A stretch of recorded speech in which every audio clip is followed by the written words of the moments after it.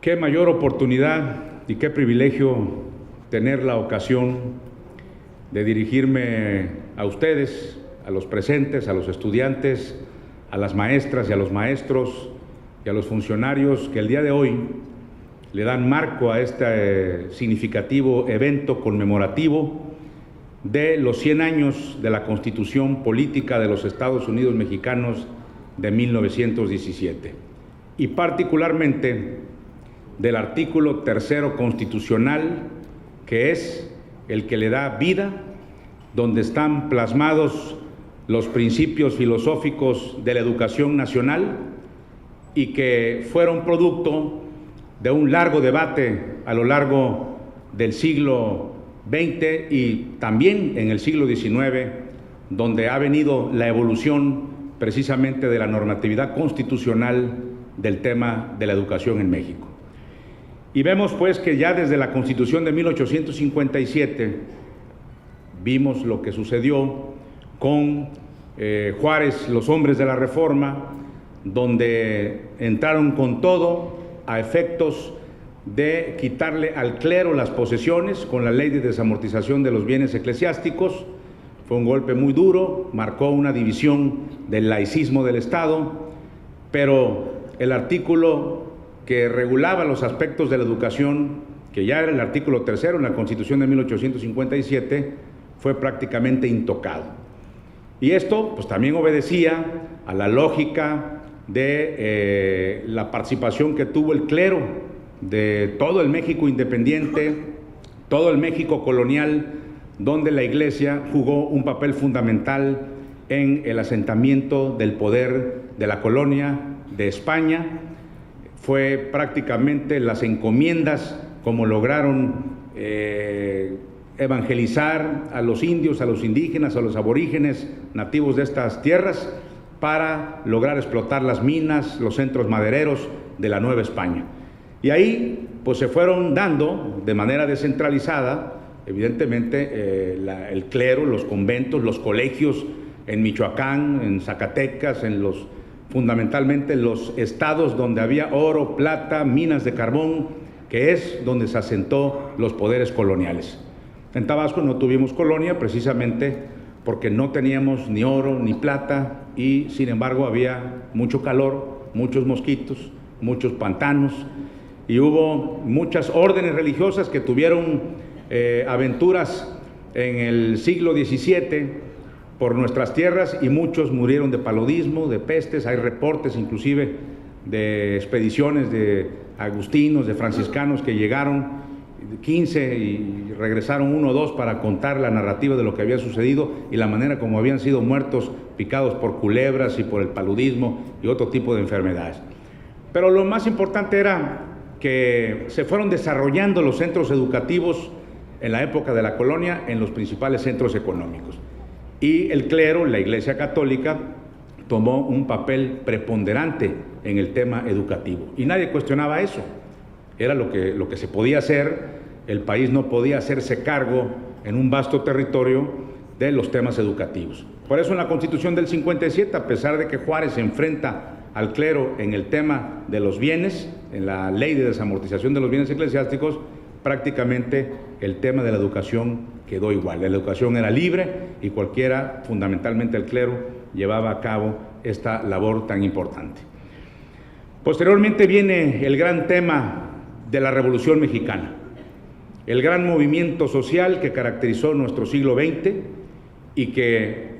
no sobra decirlo, fue, como ya mencionaba aquí el maestro,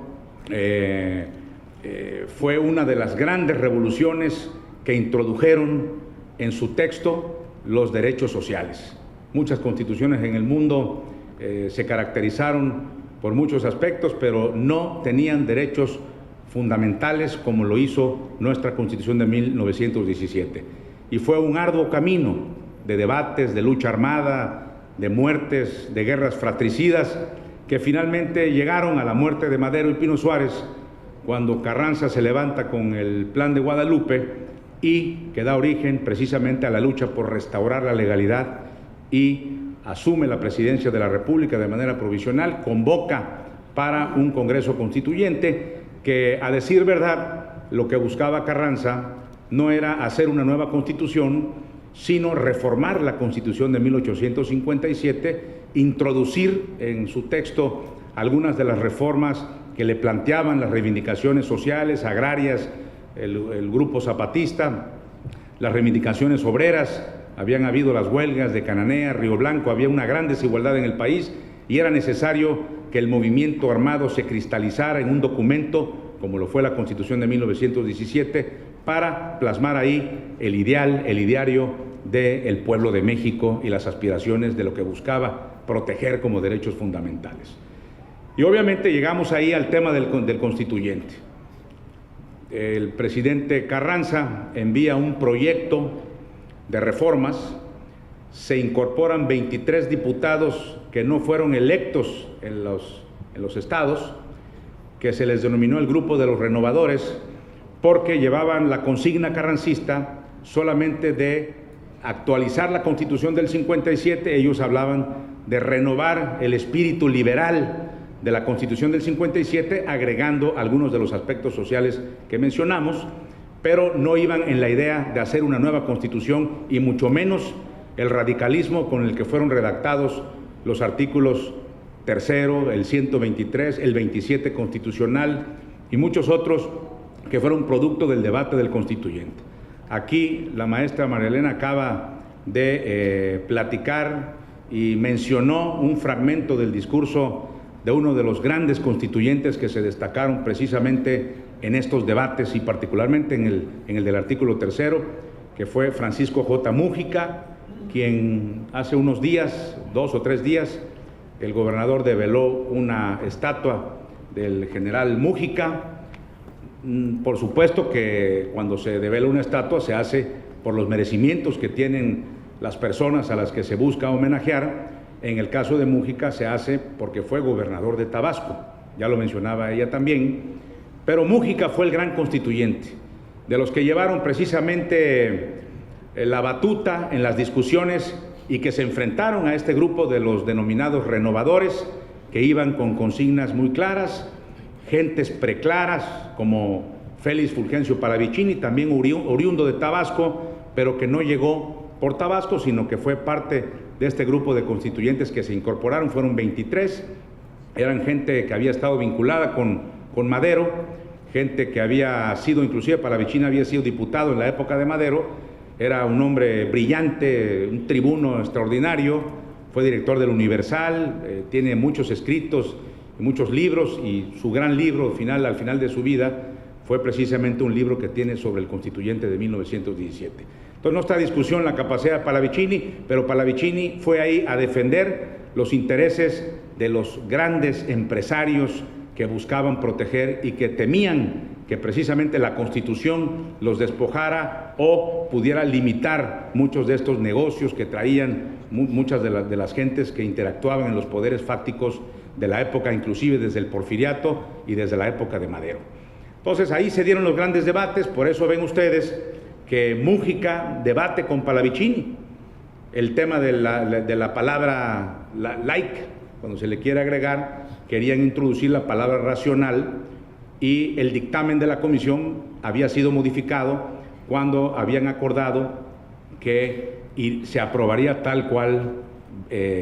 lo proponían los renovadores, que porque así lo mandataba Carranza. Entonces hubo grandes debates, varios días, se tuvo que posponer la votación. Ahí citaron un fragmento de Mújica, pero hay muchos otros extraordinarios donde inclusive se le quiere cuestionar a Mújica su lealtad a Carranza, y Mújica en tribuna deja muy claramente que más que la lealtad a Carranza había que tener la lealtad a las instituciones, a lo que se estaba buscando, que tomaran conciencia del momento político, histórico que se estaba viviendo en esos escenarios del Teatro Iturbide, y finalmente se impuso por amplia mayoría en el artículo 3º constitucional para que quedara desprendida la parte de la religión, fundamentalmente la religión católica, en los temas educativos, en las escuelas, para que la impartición de la educación por parte del Estado se garantizara que fuera laica. No obligatoria todavía, porque evidentemente las condiciones del país no lo hubiesen permitido. Pretender tener en el texto el carácter de obligatorio no era la discusión en aquel momento. El tema era separar al clero de la impartición de la educación en nuestro país. Y así fue el gran debate del constituyente. Tenemos ahí una riqueza de discusiones en el tercero, pero también en el 27, en el 123, que fueron los artículos donde se incorporan estas garantías sociales que le dieron estas características a nuestra Constitución de 1917. Y luego, durante muchos años, la Constitución pues, no se reformó en la parte conducente al artículo tercero constitucional, sino hasta 1934, cuando el presidente Lázaro Cárdenas, que algunos historiadores ubican como que fue el que llevó el proceso de la revolución, el proceso revolucionario a los extremos, no únicamente lo demostró con las políticas públicas, con las instituciones que se crearon en aquel momento, sino en la parte de la educación la llevó al extremo de ponerle que la educación debería de ser socialista. Llevaron a ese punto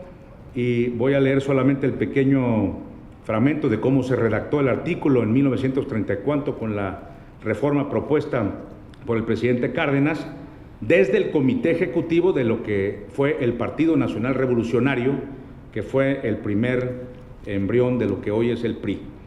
La educación que imparta el Estado será socialista y además de excluir toda doctrina religiosa, combatirá el fanatismo y los prejuicios, para lo cual la escuela organizará sus enseñanzas y actividades en forma que permita crear en la juventud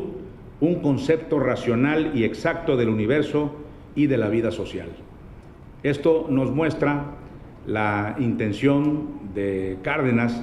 de que no únicamente en el tema de la educación, sino en todas las políticas, en las instituciones, y por primera vez se establece también que la enseñanza de particulares se señalaron una serie de requisitos para los profesionales que impartieran educación en estos centros educativos privados y se les señalaron requisitos morales y hasta ideológicos. O sea que te podías ir a dar clases en una escuela privada, pero tenías que tener y cumplir ciertas características de demostrar que tenías una cierta tendencia socialista. Y obviamente esto generó una gran irritación en muchos sectores de la población y también se estableció la facultad para el Congreso de la Unión para legislar en materia de educación para toda la República. Es decir, lo que hoy conocemos como la Ley General de Educación, que establece las bases de la educación nacional para todos los estados. Antes de eso eran las entidades federativas, hasta a través de leyes locales, las que interpretaban la Constitución, pero Cárdenas, para garantizar que su programa de acción, su programa social se pudiera implantar en todo el país, le dieron facultades al Congreso para legislar para toda la República y fue una reforma radical que evidentemente tocó muchos intereses y que ahí estuvo precisamente que no tuviera mucha vigencia. Porque viene la segunda reforma, el artículo tercero constitucional, en 1946, cuando el presidente Miguel Alemán Valdés hace una de las reformas que fueron muy vendidas, muy reconocidas a nivel mundial, porque tenía como secretario de Educación nada más y nada menos que a Jaime Torres Bodet, un ilustre intelectual muy reconocido, que Bodet es el que hace las reformas en tiempos de Alemán y suprimen la parte ideológica de esa reforma cardenista, señalando que la educación impartida por el Estado tendería al desarrollo armónico de todas las facultades del humano, fomentando el amor a la patria, la conciencia y la solidaridad internacional, la independencia y la justicia. Es decir, se incorporan nuevos principios como el desarrollo de la personalidad humana, el respeto de los derechos fundamentales, la tolerancia, la amistad entre las naciones. Recordemos que estamos en el contexto de que acababa de terminar la Segunda Guerra Mundial, se estaba por crearse la Organización de las Naciones Unidas y se consideró una reforma avanzada porque 2 años después, cuando se hace la Declaración de las Naciones Unidas, Todos estos agregados que hizo Torres Bodet y Miguel Alemán en el artículo 3 se incorporaron precisamente a la Declaración de las Naciones Unidas. Por eso se consideró una reforma muy importante en esa materia y se quita totalmente el término de socialista, porque finalmente ya eso se consideró que ya no estaba en boga. Luego viene una tercera reforma ya en el año de 1980, con el presidente José López Portillo, donde se garantiza la autonomía universitaria, se fortaleció la educación superior, buscó también proteger el derecho de los trabajadores universitarios. Vemos cómo desde 1968, con el movimiento estudiantil, había sido una de las agendas pendientes el tema de la autonomía universitaria, la libertad de cátedra, la libertad de las ideas para determinar los planes de estudio, los profesores, y fue un gran debate nacional que finalmente en tiempos de López Portillo, en 1980, se ponen todos estos temas en la Constitución y en las leyes respectivas, como fue la investigación libre y la libertad de cátedra fundamentalmente. Luego una cuarta reforma al artículo 3 en 1992, con el presidente Salinas de Gortari, que establece formalmente la posibilidad de que los particulares pudieran ofrecer educación religiosa. La gran característica de esa reforma es volver a como estábamos desde el inicio, antes del constituyente, es decir, que la educación privada pudiera ser impartida por religiosos, bajo ciertas modalidades obviamente del Estado, bajo el control del Estado, bajo la vigilancia, como lo conocemos prácticamente ahora. Eran los tiempos de la apertura, de la globalización económica. México fue obligado a hacer una serie de cambios políticos para poder entrar al Tratado de Libre Comercio. Había presiones de que el país era un país autoritario, de fraudes electorales, un país atrasado, y lo que primero dijeron los canadienses y los norteamericanos es que además de la cuestión económica, México tenía que tener una transición política, democrática, para que pudiera establecerse unas relaciones de libre comercio en todos los sentidos. Y Salinas, imbuido por estas presiones internacionales y por la presión política nacional también de los actores, desde la elección de 88, que generó grandes cuestionamientos a la legitimidad del presidente de la República, dieron paso a una serie de reformas importantes y evidentemente el clero, la Iglesia Católica y muchos grupos empresariales ligados a la propia Iglesia Católica, pues son grupos de presión, grupos que representan poderes fácticos en el país, y obviamente se conlleva a la reforma de 1992 con estas características que mencionamos. También el propio presidente Salinas en el 93, un año después, se hace la quinta reforma al artículo 3, donde se extendió la obligatoriedad del Estado para impartir educación, al señalar que no solo la primaria debería ser proporcionada como obligatoria, sino también la secundaria. Evidentemente esto es una reforma importante porque el Estado asume el compromiso también de pasar al siguiente nivel, que fue la secundaria, para impartirla como obligación por parte del Estado nacional. La sexta reforma en 2002, con el presidente Vicente Fox, ahí se agrupa la educación preescolar, primaria y secundaria como educación básica y se señala como obligatoria. La Federación deberá considerar, ponen ahí también que para los planes y programas de estudio,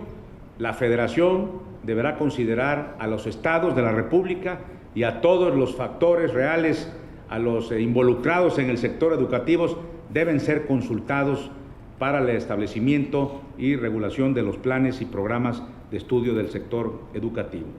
La séptima reforma en 2011 la hace el presidente Calderón, se introduce el término de derechos humanos, que me parece una reforma cualitativa de la mayor importancia. Estaba el tema de los derechos humanos a nivel internacional. México firmó una serie de tratados en ese sentido, comprometiéndose a aplicar estas convenciones, estos tratados ratificados por el Senado de la República como parte de las leyes nacionales. Se reforma la Constitución en esa materia y el artículo 3 es reformado también para incorporar el tema de los derechos humanos como una de las finalidades de la educación en nuestro país.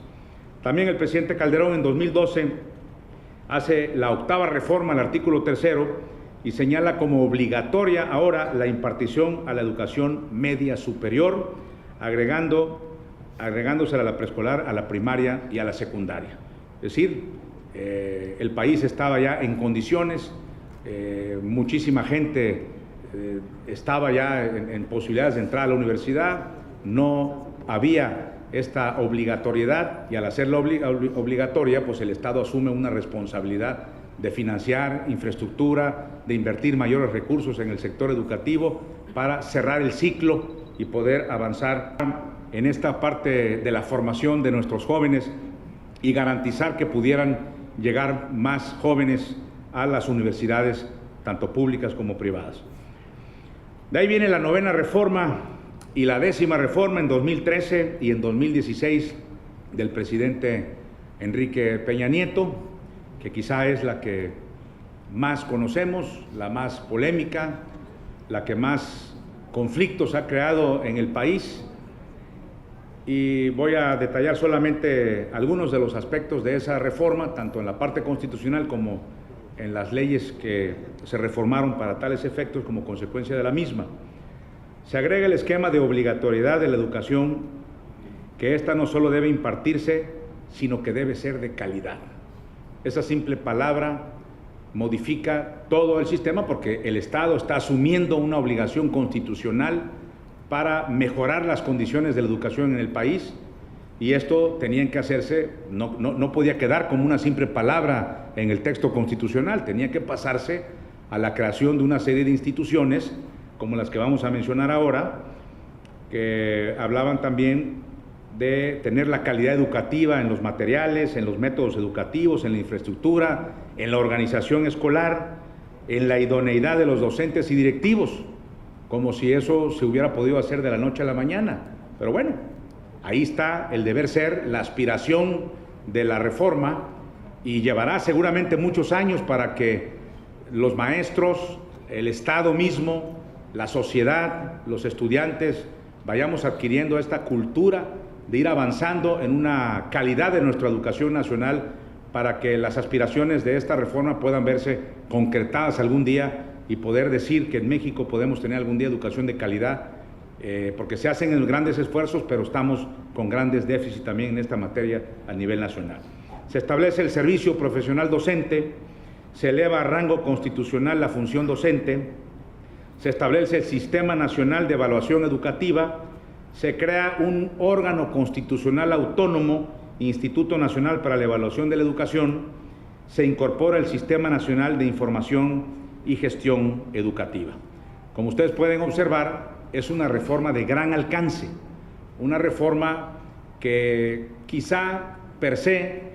o en sí misma no es una mala reforma. El método que se utilizó para llevar a buen fin las modificaciones constitucionales y de todas estas instituciones que mencionamos quizá no fue el más adecuado, porque además la propia Constitución obliga a que en todo lo que tiene que ver con el sector educativo tienen que ser consultadas las entidades federativas, tienen que ser consultados los involucrados en el sector educativo, y me parece que faltó mucho más información, tomar más en cuenta a los directamente involucrados para ir aterrizando una reforma que pudiera surgir del consenso, no nada más de los diputados y los senadores, como ocurrió, sino del sector educativo en su conjunto, en todo lo que es el Sistema Nacional de Educación, que intervienen muchísimos factores. Entonces yo pienso que ese fue el gran tema que generó una serie de situaciones. Por supuesto que la reforma también toca muchos intereses que se fueron generando a lo largo de los años, y sin embargo a mí me da mucho gusto estar hoy aquí, convocado por el Sindicato Nacional de Trabajadores de la Educación, que es uno de los pilares de la educación en el país, que fue de los sindicatos que mejor comprendieron esta necesidad y que están coadyuvando para que las maestras y los maestros puedan precisamente comprender esta reforma de la mejor manera, que podamos introducirnos culturalmente en ella, para que el día de mañana tengamos mejores profesores, más capacitados, y que esta educación de calidad no sea solamente una aspiración constitucional, sino una realidad tangible que mejore todo. Acuérdense que también la Constitución habla de que la educación es un sistema de vida, Todo tiene que ver con la educación, en la manera como formamos a nuestros hijos, en la cultura, en el respeto a los demás, en los derechos humanos. Entonces la educación tiene que ver con todo. Entonces avanzar en la parte de nuestro proceso educativo debe ser, como bien dice el pronunciamiento que se acaba de hacer aquí, uno de las aspiraciones fundamentales y una de los principales impulsos que debe dar el Estado mexicano, el Estado nacional, las entidades federativas, para invertir sin duda alguna mayores recursos en educación, en ciencia, en tecnología, para poder estar en competencia con un mundo cada vez más interdependiente, cada vez más globalizado, y eso no nos podemos sustraer de eso. Cuando hoy escuchamos al presidente Donald Trump hablar de su rechazo a la globalización y poner muros y cerrar fronteras y buscar los viejos modelos que funcionaron cuando los países eran como islas que dependían de sus productos, de su agricultura, de su industria, y evidentemente es un hombre que desconoce la historia, que desconoce la evolución de las economías en el mundo y sobre todo del proceso de globalización en el que si algún país está inmerso son los Estados Unidos. Entonces me parece que en ese sentido hay que reconocer al Sindicato Nacional de Trabajadores de la Educación, porque si no hubiese empeñado el compromiso con la educación nacional, la reforma hubiera sido un fracaso y hubiéramos ido a una polarización en el país. Por eso es de reconocerse a las maestras y a los maestros de buena fe en el país, que entienden que no necesariamente las evaluaciones son malas, porque no se plantea que un profesor que no pase una evaluación se tiene que ir a su casa. Yo creo que la reforma estaría mal planteada si hubiera querido ser así. Yo creo que lo que tenemos que hacer es buscar los mecanismos para que los que no pasen los exámenes puedan ser capacitados, puedan meterlos en una dinámica para que cumplan la función para la que están ahí. Y hay muchas inercias que tenemos que atacar, tanto en el gobierno federal, en la Secretaría de Educación Pública, en muchos sindicatos y organizaciones sindicales que no han entendido de qué se trata este nuevo modelo educativo que nos va a poner en sintonía para este siglo XXI que comienza. Me parece pues que el artículo 3º constitucional, como hemos podido observar, fue modificado en cada etapa, en cada época, por los actores políticos de acuerdo a las circunstancias que vivieron en el momento político que les tocó interactuar. Y hoy lo que tenemos es la obligación de tener una educación de calidad, hacerla realidad. Eso cuesta dinero, hay crisis económica nacional, nos va a llevar más tiempo, el mediano, el largo plazo, pero debemos estar comprometidos para que hacer de nuestra educación nacional el principal motor de toda la vida nacional, de la economía. Teniendo educación de calidad vamos a tener mejores profesores, mejores ingenieros, mejores médicos, mejores enfermeras. En todos los sentidos de la vida nacional debemos apostarle precisamente a esta calidad en la educación, que es una de las grandes aspiraciones del texto constitucional. Y hoy, a 100 años, el pasado domingo 5 de febrero, cumplimos 100 años de la Constitución y obviamente del primer artículo 3º, que ya no se parece nada a aquel redactado en 1917, pero por eso hemos dado cuenta aquí en un breve repaso histórico de la evolución del artículo, y lo que tenemos que ver es hacia adelante, de qué manera nos podemos modernizar los sindicatos, la Secretaría de Educación, caminar en armonía con la intención de dotarle a nuestros ciudadanos de los instrumentos que requieren nuestros jóvenes, nuestros educandos, nuestros profesores, para hacer de la educación el principal motor del desarrollo nacional. Muchas gracias.